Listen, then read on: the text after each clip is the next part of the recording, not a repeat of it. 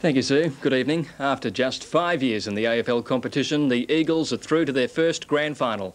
West Coast survived a late onslaught from Geelong in tough conditions today and now meet Hawthorn next Saturday. West Coast won the toss and kicked with the aid of a strong gusty wind on a very heavy surface. Geelong covered the loss of Brownless by positioning Stoneham at full forward. The Cats found early drive through Bairstow and a bloodied Bruns. It was Glenn Jakovich who got the Eagles going. After kicking a goal, he set up another for Peter Sumich.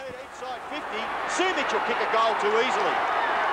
Moments later, it was Sumich again for West Coast's third goal in as many minutes. The Eagles' lead was 22 points at the first change. Rogers came off and Sumich outsmarted his second opponent, Darcy. With three of the Cats stars missing, West Coast clearly looked the more skilled side. He is a very clever footballer. A very clever footballer. The Cats' only major score for the quarter should never have been awarded a goal.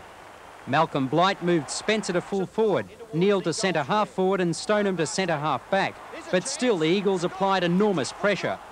With rain falling, Mark Bairstow continued to play well and certainly did his bit to lift Geelong, who displayed a far greater desire for the ball than it had done in the first half. It's going to be close. It bounces through. The Cats' little men began to function effectively and final use of the wind gave them a chance, although they still trailed by nearly 4 goals at three-quarter time.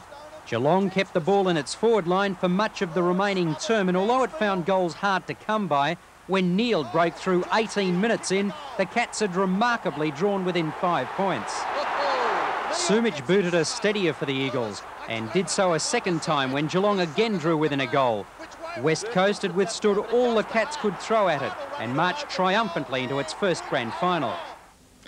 Peter Sumich played a pivotal role. His 6 goals, especially the 2 in the final term, were crucial in the Eagles' triumph. And they've now won all 5 matches at VFL Park this season, but Hawthorn also boasts an enviable record there. The week's rest could have an important bearing on the outcome, especially given the wintry conditions they face today. But West Coast isn't the only interstate club in a grand final. Brisbane plays Melbourne in the reserves.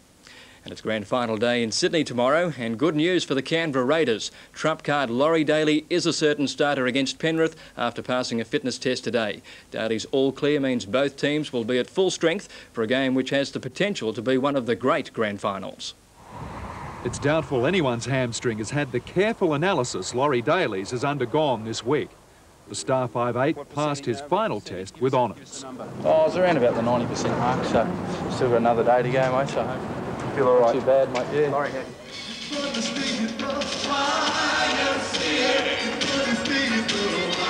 The village people will be hanging out with the boys in tomorrow's pre-game hype, while today the players tried to stay away from the spotlight.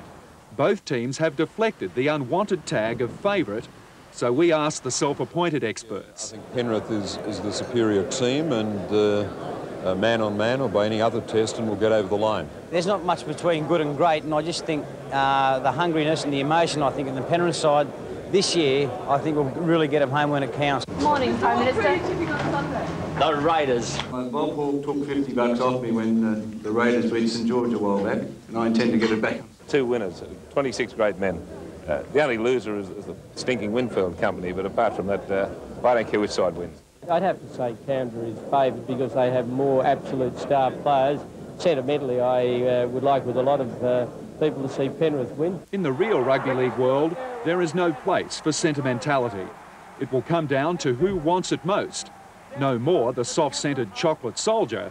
It may be the Panthers that wrest the Gilton and Shield from the Raiders' grip. Well, it was good and very bad news for the Lee Freedman stable today. Superimposed back in form in Sydney, but Mannerism, a runaway winner of the Fian, bled and has been banned for 3 months. A busy day in the steward's room too, with Michael Clark and Danny Nikolic suspended until October the 5th and Simon Marshall charged with careless riding. Michael Clark was outed for his effort on Mamur in the first event, which lost on protest to the 25-1 chance our bowled cruiser.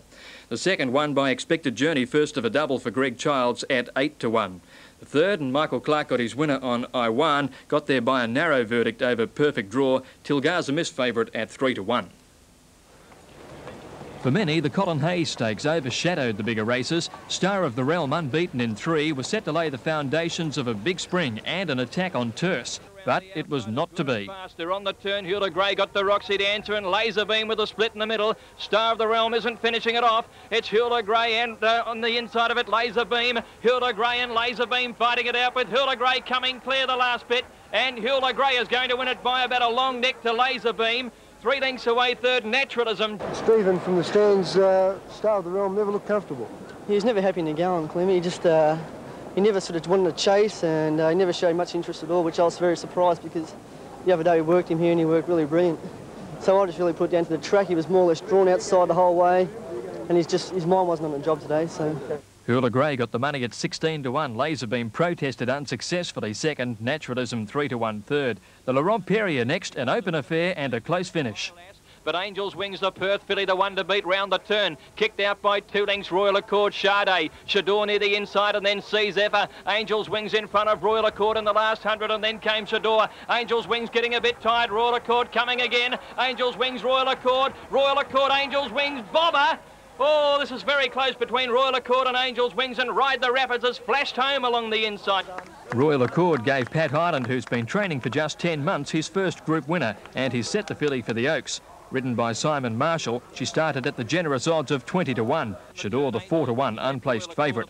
Sept was a disappointing favourite in race 6. The inside is starting to pick up the bit, and then Sees Zephyr, Dubai Lass, but Angels wings the Perth filly, the one to beat round the turn. Kicked out by 2 lengths, Royal Accord, Sade. Shador near the inside and then Sees Zephyr. Angels wings in front of Royal Accord in the last 100 and then came Shador. Angels wings getting a bit tired. Royal Accord coming again. Angels wings, Royal Accord, Angels wings, Bobber. Oh, this is very close between Royal Accord and Angels Wings, and Ride the Rapids. Freeze Point getting the money at 7 to 1 over Stanray 15's, Rookaria third at 10 to 1. Things were looking rosy for the Freedman team. Earlier in the day, Superimposed had bounced back from a flop in the Chelmsford to win his 16th race in the Hill Stakes. He'll start favourite for the Epsoms. And then Mannerism dealt out a hiding to her rivals in the Fian. Shaftesbury Avenue has been headed off quickly, and Rodelva and Mannerism have raced to the lead together. Mannerism is taking the lead now from Rodelva, who's sticking close to the inside. Ivory Way's running on. Kessam picking up the bit round the outside, then Street Ruffian. Shaftesbury Avenue dropping out, and a gap to Mantelpiece. Mannerism out wide in search of better going, takes the lead on the turn from Rodelva. Then Street Ruffian, followed by Ivory Way and Shaftesbury Avenue. Mannerism out wide, starting to pull away from Rodelva in the last 100 metres, and it's Mannerism drawing away. Mannerism home and hose goes on to win it by about 3 lengths. Rodelva second, Ivory Way third. For a very short time, we had a new Caulfield Cup favourite and possibly a Cox Plate star, but the mare bled from both nostrils and has been banned for 3 months. Great disappointment there. Mannerism at 7s over Rodelva, and Ivory Way a good Caulfield Cup trial. The last one by Tysolda at 11 to 2 over Folklore Lass and Sea Squall. The daily double today, $142.95. The extra paid 54 even. Quadrella 11,500 plus, and the quad extra $12,100.90. Nobody picked the straight 6. Big jackpot of more than $200,000. So that's all in sport tonight. Thanks very much, Sue. Thank you, and I'll see you tomorrow night. Okay. Now to the weather, and what a stormy day it's been.